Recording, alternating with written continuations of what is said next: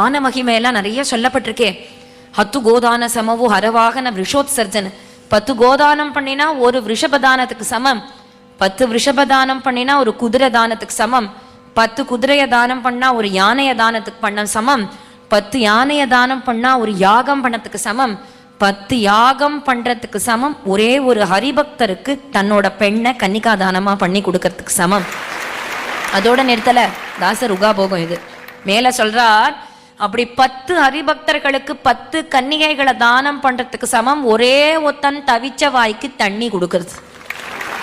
ஒத்தன் அம்மா தாகம்மா தாகம் அப்படின்னு சொல்லின்னு வந்தா அவனோட தவிச்ச வாய்க்கு தண்ணீர் கொடுக்கறது இவ்வளவு புண்ணியமா.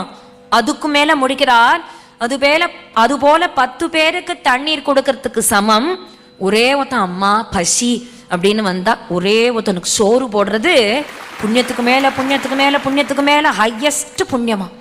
அதனால நீங்க அன்னதானத்தை எடுத்துக்கலாம்.